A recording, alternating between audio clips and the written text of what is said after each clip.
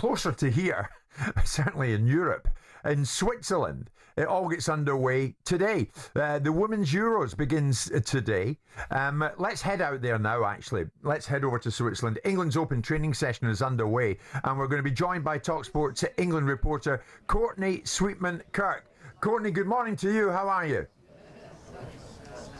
Yeah, good morning to you both. I'm very well. I'm basking a little bit in the shade, but obviously it's a wonderful day here in Zurich. And the girls, the Lionesses, they're just doing the pre-ab to my left in the gym, and they're just starting to get the boots on and now make their way out for the open training session. Great stuff. If you're watching YouTube and your smart TV, you will see Courtney basking in the sunshine. Our weather is broken a bit back here, Courtney, but that's by the by. We're pleased actually to get a bit of a cooling off period. So England aiming to defend, Courtney, their 2022 title. Who's the big threat? Is it Spain? Who is it? Yeah, Spain. Obviously, I think world champions. They faced Spain in the World Cup final over in Australia. So there's no doubt it's Spain, but I think Germany will be a tough test as well. You know, Switzerland, I think player for player, on paper, they don't look like a big test, but who knows what a home Euros might bring. I think we saw that a few years ago with the Netherlands. Sarina Wiegman, our manager now, was then the manager then when she won that. So you never know what a home tournament might bring. But for me, the toughest test will be Spain. It's an interesting group, Simon. Are they England, better? France, Netherlands, Wales. Are they better? Spain, I think there's a perception that England are not where they once were a couple of years ago. Are Spain better than they were than when they beat us in the World Cup?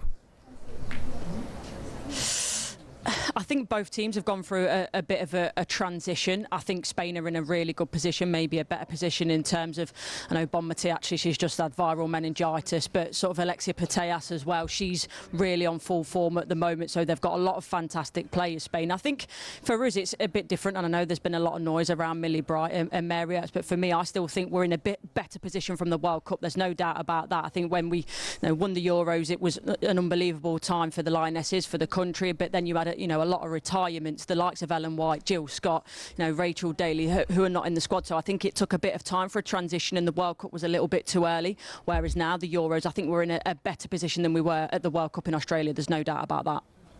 So the England group, Courtney, Group D, England, France, who they play on Saturday. That's live on talkSPORT. Netherlands and Wales. What can we expect from Wales in what is new territory for the Welsh girls?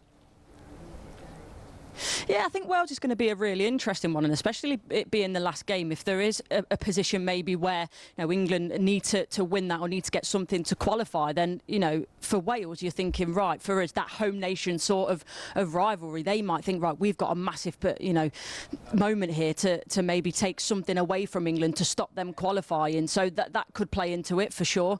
But for them, Jess Fishlock in particular, in terms of 160 plus caps at the moment, she's waited all her career for this. The same with Sophie Ingle. So I think there's maybe initially a thought process from the outside of they're here to make up the numbers, but I don't think that's the case. They want to come. They obviously want to enjoy it, but I think they also want to make a statement with it being their first major tournament, but they obviously don't want it to be their last. So I think Wales is quite an interesting one, and I think they will be undervalued throughout the tournament. Excuse my ignorance, but how have England gone against Wales in previous encounters? In previous encounters, overwhelmingly, England have been very successful. They have been the better team for a lot of years now, Simon. So, as I say, going into that on paper, you would expect the fact that England are going to win, but who knows? In a major tournament, it's very different. The reason why I mentioned it, Courtney, is talking about the heat as well. The reason why I mentioned the England-Wales clash, because so much was expected in the men's tournament between England and Wales, and all the home nation mentality came up, and Wales were a damp squib. So I'm just curious to see whether there's a real jeopardy in that particular fixture rather than an imagined one because it's got home nation status attached to it.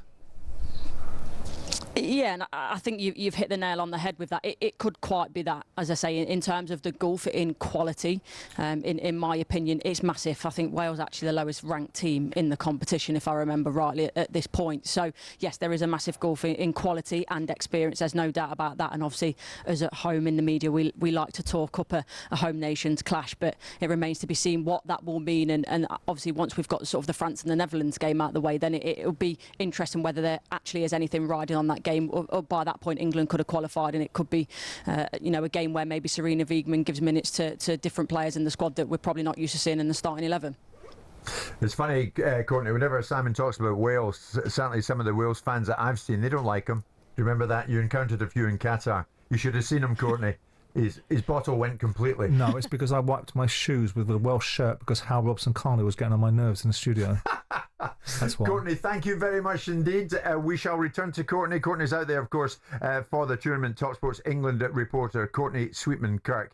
And we look forward to that. England open their campaign against the French on Saturday. It's live on talkSPORT. And as we've been saying there, in that same group, Group D, we have Netherlands and the Welsh. Good luck to the Welsh as well.